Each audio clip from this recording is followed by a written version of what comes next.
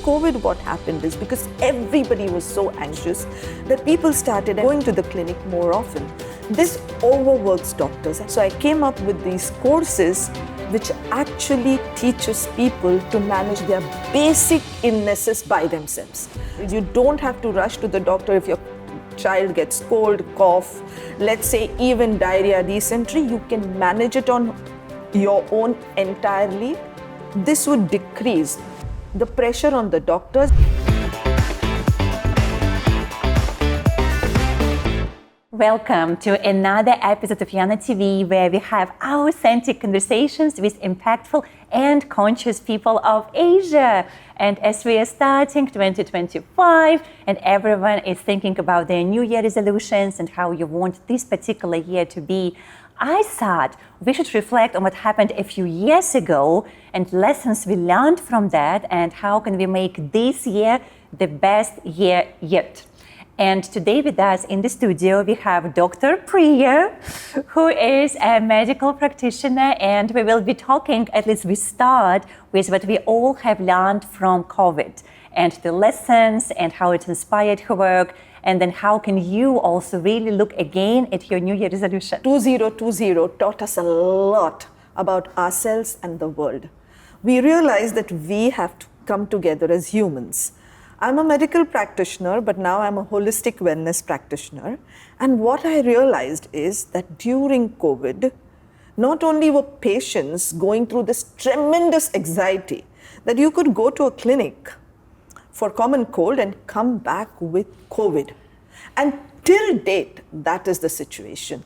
That's the time I started telling my patients, my clients, that rely on your own intuition. I don't know how many of you realize or how much you have realized as a new mother that a mother knows what's best for a child, sometimes even more than what a doctor does. Absolutely. And I think that's something we are forgetting, that there's an innate intuition each one of us has, which we can bring to the table and helping our loved ones. I have a story on that one. So my brother, he nearly died when he was a baby. I think when he was like 6 or 7 months. Basically, doctors condemned him and said, not going to make it. And my mom had to sign the paper when she says that she takes full responsibility for what's going to happen next. And she took my baby brother from the clinic back home and said he's going to be fine. I'm going to figure it out. He's now 50 years old. He's perfectly fine. And that's what I teach my patients, my clients, to rely on their own intuition. But during COVID, what happened is because everybody was so anxious that people started, and even today, start going to the clinic more often. This overworks doctors, and I lost some of my beautiful friends due to overwork and other things during COVID. Also, not to mention, so many seniors lost their lives. A lot of underprivileged migrant workers lost their jobs. When a father loses his job, well, a girl loses her education. Yeah. Somehow, parents will cut their belly, eat half of what they normally eat to support their male child's education, but a girl is considered a liability. When you have limited means, when you can hardly fill the bellies of your family, then you would rather get your daughter married off than get her educated. And that's the time I asked myself, okay, here's COVID. I have been practicing for 30 over years. I have all the knowledge. My colleagues are losing their lives because they are on the front line. I have my patients who are getting anxious, and I have these underprivileged girls who are losing education. How can I come up with a solution which is win-win for all? I had this brilliant idea because way back when I was in India, I used to work with the tribal communities. And mind you, when I mean tribal, I really mean the mountain tribals, where my clinic was just this size in a little hut with cow dung splattered on its floor. And I would see my patients there. And how would I manage them in the time when there were no mobile phones? How did I manage them from one visit to another? I trained community health workers who took my place when I was not there and managed their health beautifully. So why couldn't I do it now? So I came up with these courses which actually teaches people to manage their basic illnesses by themselves. So you, Yana, you're the mother of a young child. You don't have to rush to the doctor if your child gets cold, cough, let's say even diarrhea, dysentery. You can manage it on your own entirely just by going through these courses. So I'm empowering a mother. Now, it's not just children that we have to take care of. We have to take care of our aging parents. So it's reverse parenting. And sometimes, which COVID proved, parents could be far away. You can still manage their health from whichever country you are. You just need to have that knowledge. This would decrease the pressure on the doctors because patients are managing most of their simple illnesses, leaving doctors only to focus on major illnesses and giving doctors some time to spend with their families. What happens to these underprivileged girls then? Well, these courses are priced such that whatever profits come from there, we share it with these girls and give them an education. So if we promise education, the father says, okay, I won't get her married. At least I'll allow her to go up to grade 10. And that's a win-win. A mother or a daughter or a son gets education about their health, so they become mini doctors. And doctors get time which is saved. I'm so happy to hear that, and I can see and hear and just, perceive in your eyes. You have so much passion about your subject, and I absolutely love that. I think it's a wonderful idea to give people an opportunity to learn to take care of themselves. Yes. It's exactly what you're saying. So we're not always relying on others. And I mean, being a doctor is a wonderful and very important profession. But as we are kind of today reflecting on what happened during COVID, we'll see that there are just not enough people. And if the crisis happens, then any family needs to be able to look after themselves. And what I love about what you are doing, besides your work, really like your day job, right? So what we're talking here about now, these programs that you provide education. And this is the beautiful idea of developing a project, a business, an initiative, a movement that actually helps different segments of the society. Yes. Just as you mentioned, where we try to create as much as we can, win for everyone. I mean, for me, it's personally what I'm passionate about at Yana TV. We are also trying our best to do this. Yes. So I always try to support as much as I can people like you, because I think that's where any business should be heading. Yes. So thank you for doing this job. So now, we are always a product of our system, of the family we grew up, our parents. So I assume that you are the way you are. It's not just like you woke up one day and here, Dr. Priya, but life molded you to be this person. Yes, so tell a little bit about your upbringing and your family. So I was born to high-thinking, simple living parents. My dad was a scientist, and his story was from rags to riches. My mother was the daughter of a very rich man, but who believed in absolutely giving to the world. Mm-hmm. I remember growing up in the time of black and white TV, and I remember when our first TV came, the children from the kampung will sit all around us, and we were not very rich, we were middle class, but these were the kampung people who would sit all around us, and together we watched the movie, which would come only on Sundays in those times. And then I also remember every full moon night, there were a whole list of children who would come home for dinner, and mom would help me and I would help mom, and we would together serve them. And they were like our cousins, brothers and sisters. We were not blood related to them, but mom just said that, okay, this is what we do. She taught in an underprivileged school, and she always carried about 7 lunch boxes. She would say, my students come hungry to school. I first feed them and then teach them. These were the kids of women who work in other people's houses, maid servants, very low-end people, and she chose to work. She used to say, this is where education is needed most. So I grew up with these kind of parents, and then when I did my university graduation, which was in clinical medicine and homeopathy, and for people who don't know what is homeopathy, homeopathy is the German traditional medicine. It comes from Germany. And when I was studying that, I started working on this project called Lower Socioeconomic Strata and Homeopathy. So I used to go to the very, very remote villages to work with the forest folk or the tribals. And once in a week, I would go to absolute slum areas. The most famous slum of Mumbai, where the or riots happen, I used to go there to see patients.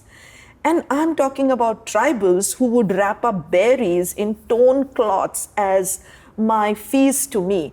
And I tell you, till date, I think that was the best fee I have ever got because it was full of love. So you were born in India, you kind of grew up there, you did this work, but then you followed your boyfriend, your husband, at the time, and you end up in Singapore, which is very different from India in so many ways. And what was your experience when you So my first question was, because I always felt my calling in life is to heal people of different strata, because I even saw the very elite, but the sad part over there was with all the material wealth, they were depressed. So I always felt that this was my calling to reach out to people who needed help. And then I come to sunny Singapore and I wonder, okay, where are all the poor people? And I also realized that there's enough and more underprivileged here as well. But I really asked God, what am I doing here? Why did you bring me here? And then God gave me the answer in a very different way. My mom got breast cancer. I was there with her, but I couldn't be there all the time with her because I had a two children and I was here, their schools, everything. And I used to feel, why can't I be with her? Then I said, okay, what about other mothers who don't have kids around? Why don't I do something for them? And that's when I started my cancer clinic in Kampung Senang, which is a local charity here, a free cancer clinic, which I said, okay, I'll help other mothers who have cancer. And that started my whole journey in helping people with cancer. And then I realized, you know, Yana, the pain of cancer, whether you're the richest man or the poorest person, is the same. When death stares you like this, you are scared. And you want somebody to hold your hand and say, sweetheart, I'm there for you. And that's what I started doing. And till date, I do work in that space of cancer. Now I work more in the space of preventing cancer. Well, since we're on the topic of prevention, I would like to ask you any advice, tips, something secrets you can share with us when we look at the health, especially for women, when we look at the holistic health and how a woman, any woman of any age, can stay healthy throughout life. So usually people talk about food, they talk about exercise, great. I'm going to talk about mental health. Okay. There are three main key reasons I find which plague women: grief, guilt, and suppressed anger. They lead so much to chronic illnesses. Women have so much shoulder pain. That's also because we suffer from this guilt. Mother's guilt, I'm not there enough for my children. Wife's guilt, I'm not enough for my spouse. Daughter's guilt, I'm not there for my parents. Daughter-in-law's guilt, I'm not doing enough for them. We just don't feel enough. All the time, I don't know what we are trying to achieve. We can't be perfect. We are humans. We have to be imperfectly perfect or perfectly imperfect. It's okay, we are not machines, but women don't give themselves that long rope. I must be a great professional, I must be a great wife, I must have a spick and span house, the best food. And they burn themselves out. I think women need to take a pause, take a deep breath, have some me time. Some time which is just kept for them to recoup, to nurture, to grow. And in ancient communities that was possible because the whole community rallied around a woman. A child was not raised by a mother but the whole community. But with the nuclear families and these myopic little views that we have, we take the entire burden on our shoulders, and of course our shoulders hurt. So the tip for every woman is take it easy, whatever age you are, even if you're a teenager, whether you're a young mother, old mother, a menopausal woman, a pregnant woman, take a deep breath, take a pause, slow down, just slow down a tiny bit. Thank you so much, Dr. Priya. The final question for today as we're finishing here. Who was one woman that really left a long-lasting impression on you and why? My mom. I love that. Without doubt, my mom. She taught me how to balance work and family. She taught me how to form communities around her. My mother didn't have a mother. So she said, if you want to work and raise a family, develop a whole community around you. She was the one who taught me that you should always give more than what you take. So yes, my mother was my biggest and most inspiring person in my life. But I have met umpteen number of people. To cite somebody, the cleaner in my clinic inspires me because she's working so tirelessly for her family in India that whenever I look at her, and she's always smiling, that wow, Lakshmi inspires me. My helper at home, Anne, inspires me. I think everyday people. There's a cleaner in the reservoir near my house who always manages to say good morning to every passerby. He inspires me. So everyday people inspire me in so many ways. Why, Yana, you inspire me. Being a young mother doing so many things inspires me so much. Thank you so much, Dr. Priya. And that was Priya on Yana TV today. And as we are going in 2025, maybe it's also time for us to reflect. What do you want this year to be for you? What do you want to focus about? What is perhaps your addition to your New Year resolution? I love how Dr. Priya talking about giving more to the society and also just taking this responsibility back into your hands over your life and over your health. And thank you so much for watching. I'm going to see you next time.